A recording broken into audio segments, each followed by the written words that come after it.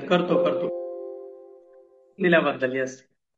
So बघा, हे प्रत्येकालाच का होतंय ऍसिडिटी, अल्सर, बरोबर, ते कन्वर्ट होतं त्यामध्ये. हे ऍसिडिटी एवढी कॉमन का आहे? प्रत्येकालाच होतं. सगळ्यात मेन कारण आहे खानपानाच्या सवयी आपल्या. ओके. या खानपानाच्या सवयी जर आपण बदलल्या ना, तर ऍसिडिटीला बऱ्याचशापैकी आळा बसू शकतो.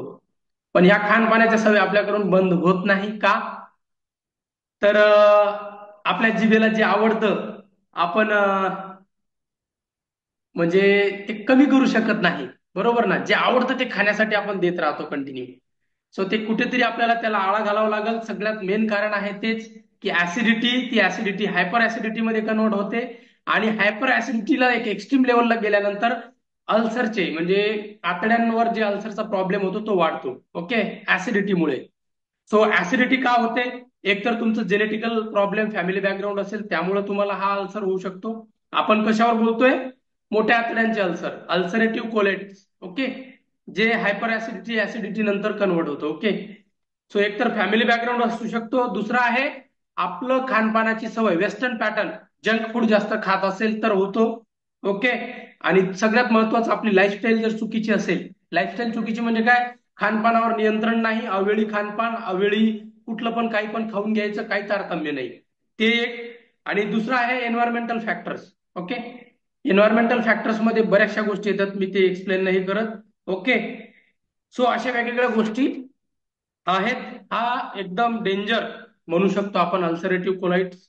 हा chronic inflammatory inflammatory ball disease म्हणजे पोटांच्या आतड्यांना होणारा, पोटामध्ये होणारा हा सगळ्यात डेंजर अल्सर आहे. सो याच्यापासून थोडं अलर्ट राहा.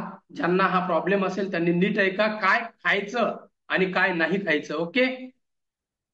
काय खायचं नाही, काय टाळायचं? दूध, दूधयुक्त पदार्थ, चीज, लोणी, बटर, मटन, स्पायसी पदार्थ, स्पायसेस, मसालेदार पदार्थ, अल्कोहोल ड्रिंक कमी करायचे आहे, ड्रायफ्रुट्स, पॉपकॉर्न्स कमी करायचे आहेत. सॉफ्ट ड्रिंक, सॉफ्ट ड्रिंक तर अजिबात नाही घ्यायचे. 1 second.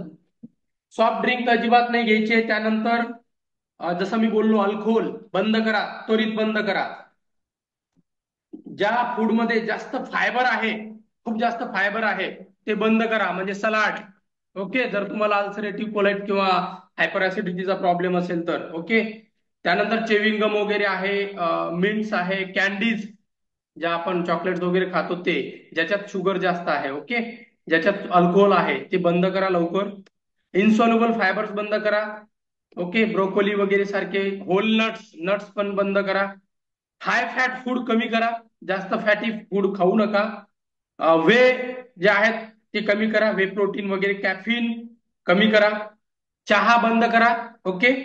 Ice cream, raw vegetable, salad, eggs, अंडे बंद करा.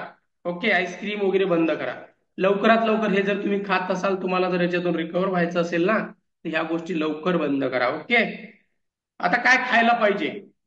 आपण काय ट्रीटमेंट देऊ शकतो इथे आपल्या या प्लॅटफॉर्मला, या फॅमिलीला? बघा, ओमेगा 3 फॅटी ऍसिड गरजेचं आहे. त्यासाठी आपलं हर्बल लाईफलाईन म्हणून टॅबलेट येते, लवकरात लवकर तयार व्हा. हर्बल लाईफलाईन, ज्याला हा प्रॉब्लेम असेल हायपर ऍसिडिटीचा, आतापासून, आजपासून आपल्या कोच सोबत बोला आणि हर्बल लाईफलाईन स्टार्ट करा. खरं सांगतो, खूप छान रिझल्ट येतील. मोठ्या आजारातून बाहेर पडणार तुम्ही लोक. यस. त्यानंतर तुम्ही चिया सीड्स भिजून खा. चिया सीड्स बेस्ट आहे. त्यानंतर आपला अलो कॉन्सन्ट्रेट आहे. येस, अलो कॉन्सन्ट्रेट घ्या. 100% सांगतो तुम्हाला, खूप छान रिझल्ट येतील तुम्हाला. सिम्पली प्रोबायोटिक आहे. आपण कर्ड, दही, दही चांगली दही भेटणार नाही आता, दहीने पण फरक खूप चांगला पडेल, पण क्वालिटीची दही पाहिजे, ज्याच्यात बॅसिलसचा काउंट जास्त असायला पाहिजे. बॅसिलस बॅक्टेरिया जो आहे ना, त्याचा काउंट हाय असायला पाहिजे, पण आताच्या दहीमध्ये तो तुम्हाला मिळत नाही. सो त्यामुळे काय करा, सिम्पली त्याला कन्वर्ट करा. आपला जो सिम्पली प्रोबायोटिक नावाचा प्रोडक्ट आहे, ज्याच्यात बॅसिलस कोॲग्युलन्स नावाचा जो बॅक्टेरिया आहे, जो आपल्या शरीरामध्ये एक डायजेशनचा इश्यूला चांगला हेल्प करतो. सो ते तुम्ही ऍड करा. सिम्पली प्रोबायोटिक लिहून घ्या जर तुम्हाला लिहायचं असेल तर. ओके. नाही तर कोचला विचारा नंतर. सिम्पली प्रोबायोटिक ऍड करा. ओके. त्यानंतर फिश ऑइल तुम्ही ऍड करू शकता जर नॉन व्हेजिटेरियन असाल तर. आणि दही, मी जसं सांगितलं, दही पण ऍड करू शकता, पण दहीमध्ये, आत्ताच्या दहीमध्ये ते बॅसिलसचा काउंट कमी आहे. उगाच खाऊन खाऊन वजन वाढण्यापेक्षा तुम्ही सिम्पली प्रोबायोटिक म्हणून आपला प्रोडक्ट येतो ते वापरा. 100% चांगले रिझल्ट येतील. त्यानंतर हा, आता तुम्हाला सांगतो की आपल्याकडं काय पद्धतीने तुम्ही त्याला फॉलो करू शकता. बघा, शेकमेट घ्यायचा आहे, फॉर्म्युला 1 घ्यायचा आहे. ओके, शेकमेटचा 1 चमचा, फॉर्म्युला 1चे 3 चमचे, सिम्पली प्रोबायोटिक 1 पाऊच. हॅलो, लिहून घ्या. सिम्पली प्रोबायोटिक 1 पाऊच आणि हर्बल लाईफलाईनची टॅबलेट दिवसाला 2 वेळा, सकाळी आणि संध्याकाळी. आणि इव्हन एक ऍड करू शकता, जर तुमचं वजन खूप कमी असेल तर तुम्ही डायनो शेक सुद्धा त्यात ऍड करू शकता त्या शेक मध्ये. काय काय बोललो मी? हॅलो, ऐका. शेकमेटचा 1 चमचा, फॉर्म्युला 1चे 3 चमचे, सिम्पली प्रोबायोटिकचा 1 पाऊच. जर तुमचं वजन कमी असेल आयडियल पेक्षा तर तुम्ही डायनो शेक पण त्यात ऍड करू शकता. खूप छान रिझल्ट राहील. लिहून घ्या. तुम्ही अल्सर मधून बाहेर नाही आले तर मला भेटायचं महिन्याभरानंतर की सर तुम्ही काहीतरी चुकीचं सांगितलं होतं. नाही, हा माझा अनुभव आहे. 2 माणसं माझ्याकडे अल्सरचे होते, ते रिकव्हर झाले. ज्ञानेश्वर, सॉरी, महेश निफाडे म्हणून होते, मंगेश सरांचे, सॉरी, आपले विकास निफाडे सरांचे कोणीतरी गेस्ट होते, त्यांना अल्सर होतं शिरवाडीवाडीचे. ओके, त्यांना छान रिझल्ट आलेला आहे. ओके, आणि एक ठाकरे म्हणून होते चांदवडचे, त्यांना पण छान रिझल्ट आलेला आहे. ओके, सो हे आपण करू शकतो, ह्या सगळ्या गोष्टी करू शकतात. हा, यस, अजून काही गोष्टी आहेत ज्या तुमच्यासाठी बेस्ट राहतील. अल्सरेटिव्ह कोलाइट डाएट प्लॅन काय असायला पाहिजे? बॉईल वॉटर किंवा वॉटर बॉटलच वापरा, कारण अल्सरेटिव्ह कोलाइटचा जो बॅक्टेरिया आहे, जो हाय बॅक्टेरियल इन्फेक्शन असतो, ओके, सॉरी, फंगल इन्फेक्शन, तो फंगल पाण्यामध्ये सापडत असतो. जर तुमचा पाणी हा इनफिल्टर असेल किंवा त्या पाण्यामध्ये त्याचे जर अंश असतील त्या फंगसचे, तर ते परत वाढेल जास्त. ओके, सो त्यामुळं बॉईल म्हणजे पाणी गरम करून प्या किंवा पाणी गरम केल्यानंतर थंड करून प्या. ओके, गरम पाणी नाही, हा, सॉरी, पाणी गरम करायचं, नंतर त्याला थंड करायचं बॉटलमध्ये टाकून, मग ते प्यायचं. ओके, किंवा मग बॉईल वॉटर किंवा मग वॉटर बॉटलच वापरायच्या सरळ, चांगल्या क्वालिटीच्या. ओके, त्यानंतर यस, टोटल तुम्हाला किलो कॅलरीज पर डे कशा पद्धतीने जायला पाहिजे त्याचं कॅल्क्युलेशन एवढं बारीक मी जात नाही. फॅट 200, नाही, फॅट 25 ग्रॅम गेलं पाहिजे. कॅल्शियम, हा, कॅल्शियम खूप महत्वाचं आहे अल्सर मध्ये, 600 मिलीग्राम पर डे जायला पाहिजे. Sodium 100 milligram per day. Carbohydrate 250 ते 300 ग्रॅम पर डे. प्रोटीनची मात्रा कमी करा. हा, यस, प्रोटीनची मात्रा कमी करावं लागेल तुम्ही लोकांना. अल्सर ज्यांना आहे किंवा हायपर ऍसिडिटी ज्यांना आहे त्यांनी लवकरात लवकर प्रोटीनची मात्रा 45 ते 50 ग्राम पर डेच ठेवा.